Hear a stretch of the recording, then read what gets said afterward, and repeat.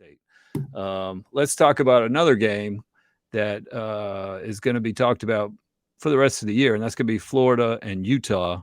It's going to have an effect on Utah's playoff chances as a potential Pac-12 winner.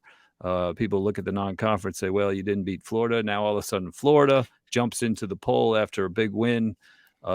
Game came down to the last play. Couldn't have been more exciting. And the superstar that emerged was Anthony Richardson.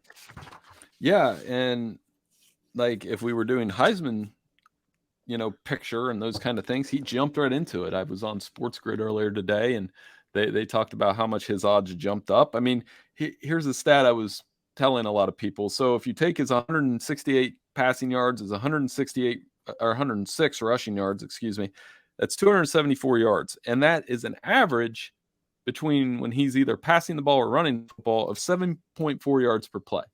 Now, Bryce Young was at 8.9 against Utah State this weekend, and it's Utah State, and Bryce Young, phenomenal, 100 yards rushing as well.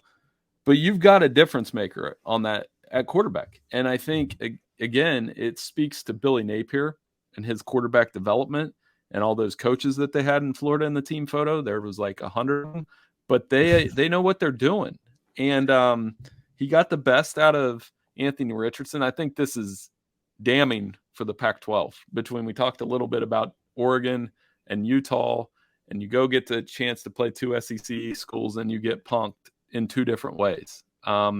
So we can get into that later about what I really think about it. I think it's good news for USC that we're going to start pumping them up. But yeah, Anthony Richardson, potential for a star, great week 2 matchup against Kentucky against Will Levis. Who knew that was one of the games we're spotlighting in week 2 is like a hangover to week 1, but there's still a couple good drinks on there. I'll push back a little bit that Pac-12 didn't represent itself. I mean, Utah lost in the last play of the game. And suddenly people are talking about Florida, about, pushing Georgia, could be the second best team in the SEC East. It was a home game. Like, Utah played well, acquitted themselves well.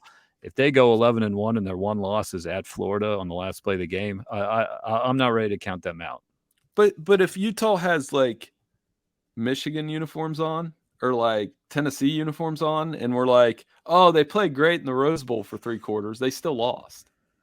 They gave up 1 billion yards to Ohio State, and they played well against Florida, but they were ranked like 7 or 8. And I know our editor Elliot Ponnell would use that as an opportunity to bash preseason polls, but the preseason polls are there for a reason, because we all are still thinking that Utah is good. So to me, it was a missed opportunity for them. I do think they are more likely to run the table and get back in the playoff picture than Oregon. Oregon looked pretty broke.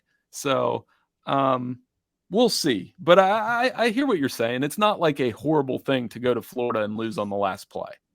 But at the same time, when you're a top 10 team looking to prove it, those are the schools you have to prove it against. And they came within one play. Interception with, can't remember, last 10 seconds of the game or whatever. So.